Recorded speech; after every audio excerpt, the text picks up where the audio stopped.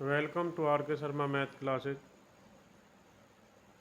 Class 8 subject math chapter 3 चतुर्भुजों को समझना। आज हम चैप्टर 3 चतुर्भुजों को समझना में एक्सरसाइज 3.4 को करेंगे, जिसमें हम समचतुर्भुज, वर्ग और आयत को के विषय में पढ़ेंगे, तीनों चतुर्भुज के। इससे पहले पिछली वीडियो में हमने समलंब चतुर्भुज, पतंग चतुर्भुज और समांतर चतुर्भुज के बारे में पढ़ा है। तो आइए कुछ विशिष्ट समांतर चतुर्भुजों के बारे में अध्ययन करते हैं। कुछ विशिष्ट समांतर चतुर्भुज में सबसे पहला जो टॉपिक है हमारा समचतुर्भुज, यानी कि पतंग चतुर्भुज, जो कि एक समांतर चतुर्भुज नहीं है, की विशेष स्थिति के रूप में हमें एक समचतुर्भुज यानी कि रोम्बस, जो एक समांतर चतुर्भुज भी होता है। समचतुर्भुज एक समांतर चतुर्भुज होता है, परंतु समांतर चतुर्भुज एक समचतुर्भुज नहीं होता है। तो हमारा आज का जो सबसे पहला टॉपिक है समचतुर्भुज, रोम्बस। तो स्टार्ट करते हैं।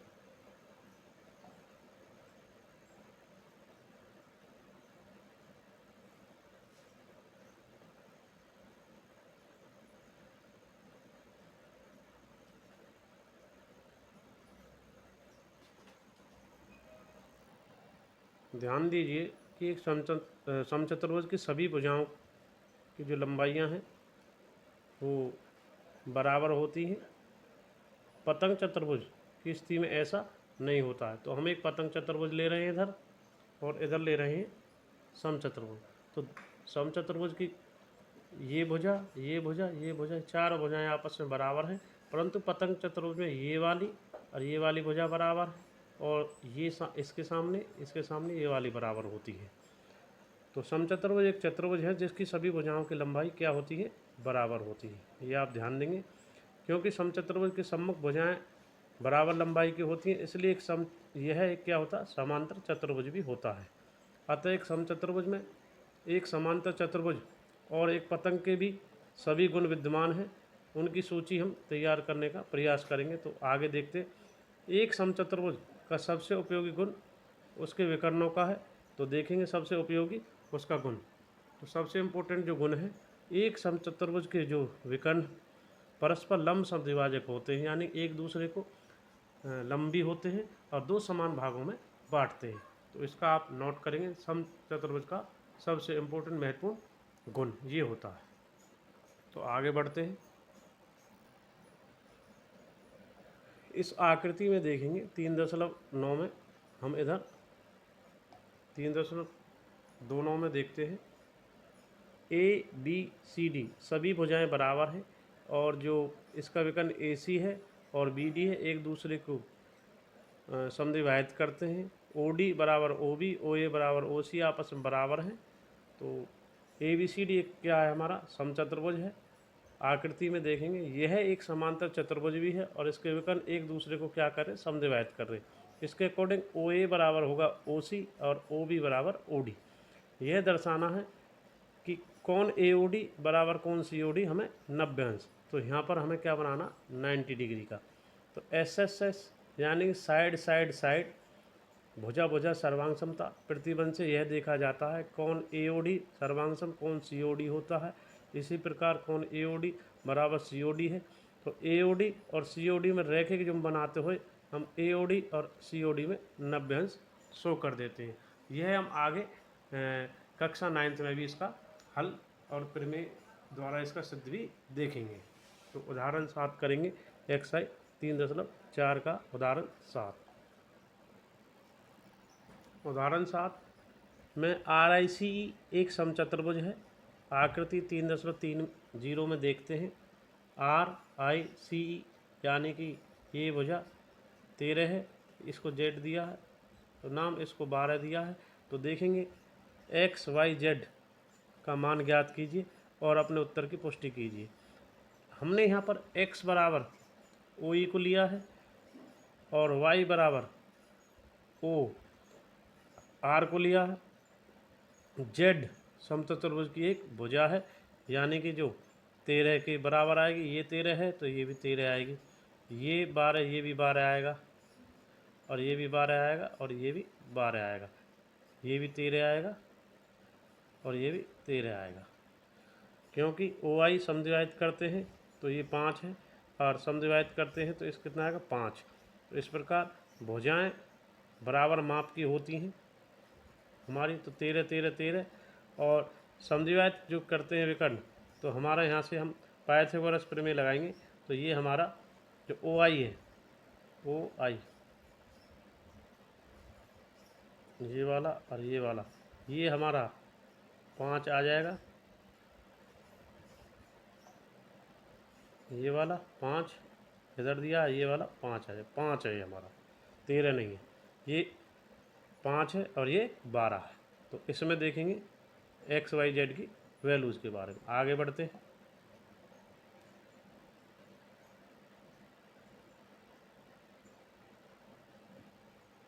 अब हम पढ़ेंगे आयत के विषय में।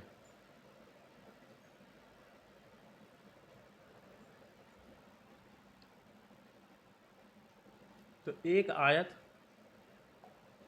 क्या होती है, उसकी आमने सामने की भुजाएं बराबर होती हैं, ये इसके और ये इसके है, और प्रत्येक कोण 90 अंश का होता है, प्रत्येक कोण 90 अंश का होता है। इसमें एक आयत एक समांतर चतुर्भुज है जिसके सभी कोण समान माप के होते हैं। तो जैसे मान लीजिए प्रत्येक कोण समान है तो x तो 4x हो जाएगा, चार कोण जोड़ के, और x का मान आ जाएगा 90।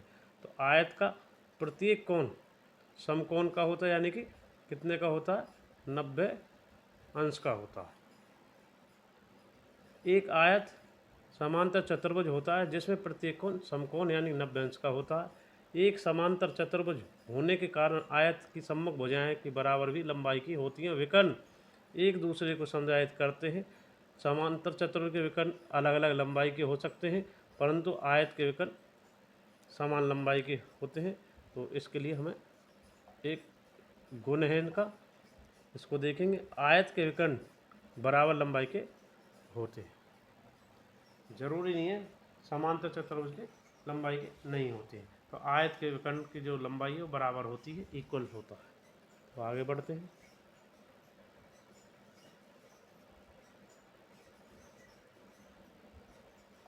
जैसे आकृति में देखेंगे ए बी सी डी एक आयत है, ये भुजा इसके बराबर है, बी सी बराबर ए डी और ए बी बराबर डी सी है। तो इसको देखेंगे हम इधर से।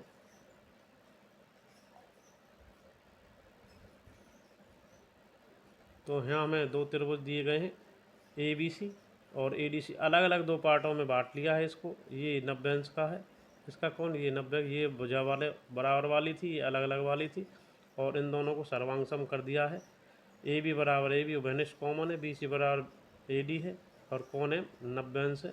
तो एस से एस साइड एंगल साइड प्रतिबंध से सर्वांग समता होती है, यानी कि भुजा कोण भुजा, ये 9th में हम आगे जाके आपको पढ़ेंगे और इसके विषय में बताना ज़रूरी है।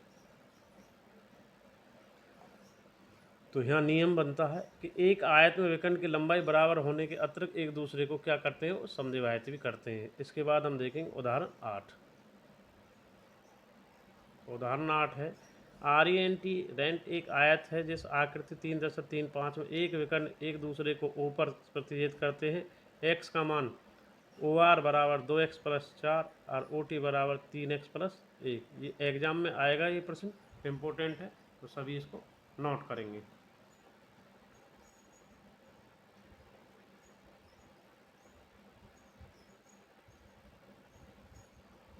आगे बढ़ते हैं। तो डायग्राम में देखते हैं इधर 3.35 में ओ आर हमारा आकृति 3.5, उदाहरण 8 के लिए 2x + 4 3x + 1 है। तो इनको बराबर करेंगे और x का वैल्यू निकालें, क्योंकि विकर्ण की लंबाई हमारी बराबर होती है। तो ओ आर बराबर ओ टी कर लेंगे, 3x बराबर 2x + 4, तो 2x इधर जाएगा तो 2x में से 1x और ये इधर आएगा 4 में से 3, तो x का वैल्यू आ जाएगा हमारा 3। तो अब हमारा लास्ट का टॉपिक इसमें वर्ग रहेगा। अब तक हमने समांतर चतुर्भुज और आयत, अब लास्ट हमारा इसमें वर्ग को पढ़ेंगे। तो वर्ग के बारे में जानते हैं। वर्ग की सभी भुजाएं जैसे ये BE, EL, LT, TV सभी बराबर हैं और प्रत्येक को 90 अंश का होता है और एक इसके विकर्ण एक दूसरे को काटते हैं और समद्विभाजित करते हैं। तो आयत वर्ग एक आयत भी होता है जिसकी भुजाएं बराबर होती हैं। इसका मतलब एक वर्ग में एक आयत के सभी गुण होते हैं। इसके अतिरिक्त और भी गुण हैं। इसकी भुजाएं बराबर लंबाई की होती हैं। वर्ग के विकर्ण आयत के विकर्णों की तरह ही बराबर लंबाई के होते हैं और एक दूसरे को लंब होना आवश्यक नहीं है किसी वर्ग में विकर्ण का। तो ये आगे देखते हैं इसका नियम है। एक दूसरे को समद्विभाजित करते हैं वर्ग के समांतर चतुर्भुज और के विकर्ण बराबर लंबाई के होते हैं आयत की तरह। एक दूसरे को समकोण पर समद्विभाजित करते हैं। गुणधर्म है वर्ग के विकर्ण एक दूसरे को समकोण पर समद्विभाजित करते हैं। 90 बनाते हैं, 90 अंश इधर 90 90 90, इधर भी 90 और इधर भी इधर भी इधर 4। तो ये हमारा वर्ग का गुण है। इसका आप फोटो ले सकते हैं सभी छात्र। आगे बढ़ते हैं।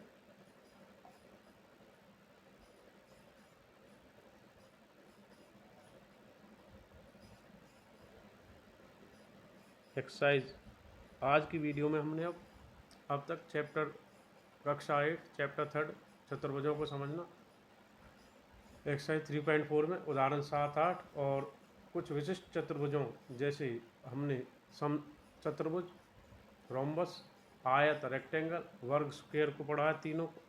अब आगे 3 एक्सरसाइज के वह 1 से लेकर 6 प्रश्नों को करेंगे। तो इस प्रकार ये 3.4 हमारी रहने वाली है। 1 से 4 प्रश्न इस प्रकार हैं, ये भी इनको नोट कीजिए। ये पहला, दूसरा, तीसरा, चौथा और ये पहला, दूसरा, तीसरा, चौथा और ये 5वां और 6ठा प्रश्न इस प्रकार रहेगा। ये आप इसका स्क्रीनशॉट फोटो ले सकते हैं एक्सरसाइज का। तो इसमें हमारे एक्सरसाइज में 1 से 6 प्रश्न रहेंगे। एक्सरसाइज है हमारी 3.4। तो आइए इनके हल के बारे में आगे बढ़ते हैं। प्रश्नों के 1 से 6 को हल करते हैं। एक्सरसाइज 3.4 गणित अध्याय चैप्टर 3 चतुर्भुजों को समझना, कक्षा 8 एक्सरसाइज 3.4 के पहले प्रश्न को करेंगे हम, जिसमें हम सत्य और असत्य बताएंगे। इसमें हमारे ए से लेकर एच तक के सभी भाग हल हमें करने हैं। तो आगे बढ़ते हैं इनके हल सॉल्यूशंस की ओर। तो पहले प्रश्न के आप नोट कर सकते हैं, इसके फोटो या स्क्रीनशॉट लें। आगे बढ़ते हैं इनके सॉल्यूशंस की ओर। पहला प्रश्न है, सभी वर्ग आयत हैं होते हैं? नहीं, तो असत्य है, क्योंकि वर्ग की सभी भुजाएं बराबर होती हैं परंतु आयत में ऐसा नहीं होता है। बी को देखेंगे फर्स्ट का, सभी समचतुर्भुज समांतर होते हैं। हाँ, क्योंकि समचतुर्भुज में सम्मुख कोण बराबर होते हैं और विकर्ण परस्पर समद्विभाजित करते हैं। सी सभी वर्ग समचतुर्भुज और आयत भी होते हैं? नहीं, असत्य है, क्योंकि सभी वर्ग समचतुर्भुज तो होते हैं परंतु आयत नहीं होते हैं। डी सभी वर्ग समांतर चतुर्भुज होते हैं? असत्य होगा, क्योंकि वर्ग में समांतर चतुर्भुज की सभी गुणधर्म होते हैं। आगे बढ़ते हैं नेक्स्ट।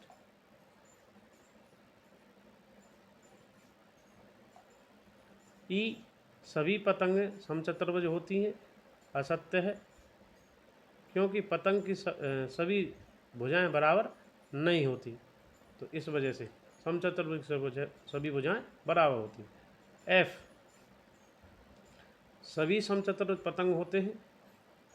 तो ये देखेंगे, इसमें हम सत्य है, क्योंकि समचतुर्भुज की सभी भुजाएं बराबर होती हैं और विकर्ण परस्पर समद्विभाजित करते हैं। सभी समांतर जी सभी समांतर चतुर्भुज समलंब होते हैं। सत्य है, क्योंकि समांतर चतुर्भुज की सम्मुख भुजाएं समांतर होती हैं इस नियम से। सभी वर्ग समलंब होते हैं। सत्य है, क्योंकि वर्ग की सभी सम्मुख भुजाएं भी क्या होती हैं, समांतर होती हैं। तो इस प्रकार एक्सरसाइज 3.4 का हमारा पहला प्रश्न समाप्त हो गया है। एक्सरसाइज 3.4 का दूसरा प्रश्न हम करने जा रहे हैं।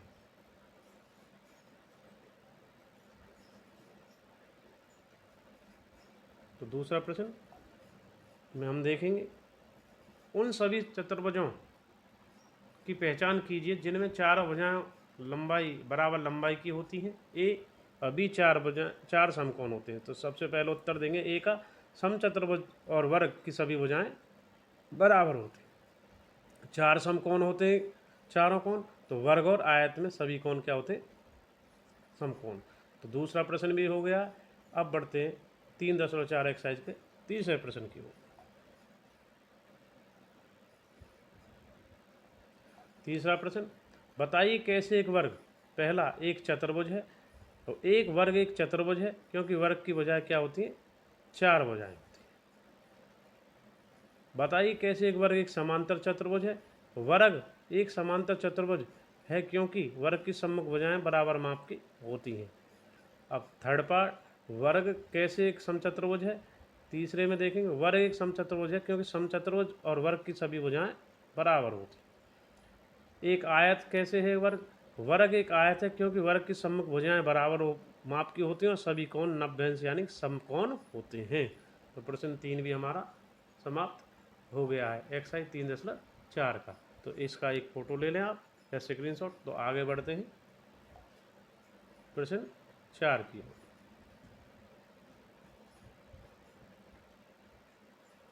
तो प्रश्न 4 इस प्रकार रहेगा,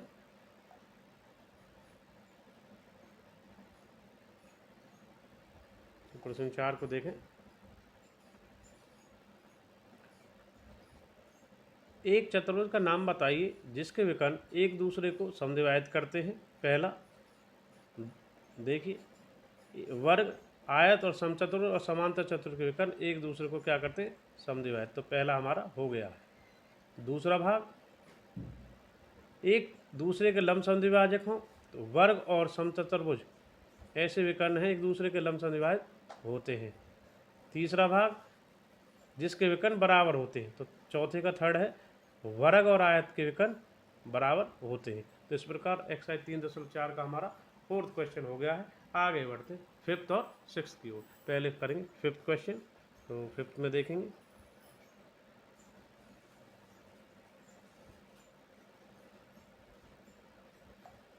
तो फिफ्थ क्वेश्चन में है, बताइए एक आयत उत्तल चतुर्भुज कैसे है। एक आयत चतुर्भुज उत्तल चतुर्भुज है क्योंकि इसके उभरे हुए दोनों विकर्ण अंत स्थित होते हैं। आयत के जो उत्तल चतुर्भुज इसलिए होता है क्योंकि इसके शीर्ष उभरे हुए और दोनों विकर्ण अंत यानी स्थिति पर होते हैं, अंदर होते हैं। तो पांचवा हो गया है। अब अंतिम प्रश्न एक्सरसाइज 3.4 का हम देखेंगे। ABC एक समकोण त्रिभुज है और ओ समकोण की सम्मुख भुजाएं का मध्य बिंदु है। बताइए कैसे ओ बिंदु ABC से समान दूरी पर स्थित है। बिंदुओं से चिन्हित अतिरिक्त भुजाएं आपकी सहायता के लिए खींची गई हैं। तो सबसे पहले आकृति देखते हैं ABC। सबसे पहले देखेंगे ये ABC एक समकोण त्रिभुज है, यहाँ नभ्यंश का बना है। अब हमने डायग्राम से बिंदुओं से बराबर DC खींचा है, O से D को मिला है, A से D को मिलाया है।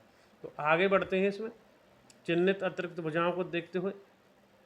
आकृति इस प्रकार है, एक त्रिभुज को जोड़ के उसका एक और त्रिभुज जोड़ के जो चतुर्भुज बनाया गया। तो यहाँ पर दो समकोण त्रिभुज हैं ABC और ADC। एक ABC है और एक ADC है जो एक आयत बनाते हैं। आयत का क्या नियम है कि आमने सामने की भुजाएं, ये भुजा इसके बराबर होगी, ये वाली इसके बराबर होगी। प्रत्येक जो कोण होगा वो नभ्यंश का बनाएगा। आमने सामने की भुजाएं समांतर में होगी, जिसमें O विकर्णों को समद्विभाजक बिंदु है जिसमें दोनों विकर्ण यहाँ काट रहे हैं हमारा, ये ओ पर प्रतिच्छेद करते हैं, क्योंकि AC और BD यहाँ पर क्या है, विकर्ण है, ये AC है और ये BD है, एक दूसरे को समद्विभाजित करते हैं। अतः बिंदु O से OB, OC, OD और AB समान दूरी पर स्थित होते हैं। आयत के विकर्ण एक दूसरे को समद्विभाजित करते हैं। ये हमारा नियम था, ये हमने पहले उदाहरण में एक्सरसाइज से पहले स्टार्ट करने से पहले कराया भी था। इस प्रकार हमने आज की वीडियो के माध्यम से क्लास 8 सब्जेक्ट मैथ चैप्टर 3 चतुर्भुजों को समझना में कुछ विशिष्ट समांतर चतुर्भुजों में समचतुर्भुज, आयत और वर्ग 3 प्रकार के चतुर्भुजों के गुण के बारे में सीखा है। उदाहरण 7 और 8 को किया है और एक्सरसाइज 3.4 के प्रश्न 1 से 6 को कंप्लीट संपूर्ण कर लिया है। इस प्रकार हमारा चैप्टर 3 चतुर्भुजों को समझना इस वीडियो के माध्यम से आज हमारा कंप्लीट हो गया है। तो इसी प्रकार आगे भी नेक्स्ट वीडियो में मिलते रहेंगे। Thanks for watching RK Sharma math classes. सभी स्टूडेंट्स का धन्यवाद और थैंक्स।